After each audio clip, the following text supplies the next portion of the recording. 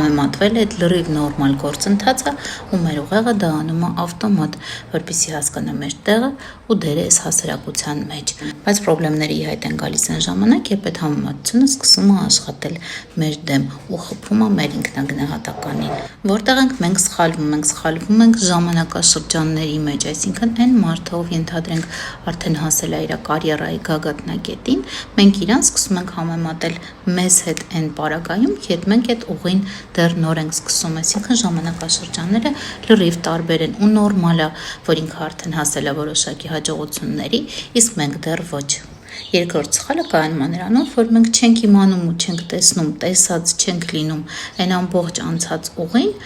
որը որ այդ մարդը անցել է, իսկ այդ ուղու ընթացքում եղած կլինեն եւ դժվարություններ, եւ բարդություններ, եւ հիասթափություններ, այսինքն ստացվում է, որ մենք շատ անարդար ենք գտնվում ինքներս մեր հանդեպ, մենք հանում ենք այդ ամբողջ ուղին, այդ ամբողջ ժամանակաշրջանը, տարիները, վերցնում ենք միայն վերջնաարդյունքը ու սխալ ժամանակաշրջաններում ենք համեմատում մեզ ու ինչ որ մեկին։ Իրականում պետք է վարվել հետեւյալ կերպ, այդ մարդիկ, ովքեր հասել են հաջողության, կարող են դառնալ մեզ համար մոտիվացիայի աղբյուր,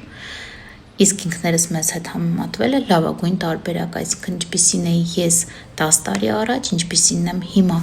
Ու հենց այս համեմատության մեջ դուք կտեսնեք այն ահռելի աճը, որ գրանցել եք, այն բոլոր դժվարությունները, որոնք հասցրել եք հաղթահարել, ու այն կետը, որին հասել եք այս դժվարությունները հաղթահարելու միջոցով։ Այդքանից հետո ես վստահ եմ, որ շատերը ձեզնից հաստատ գոհ կլինեք։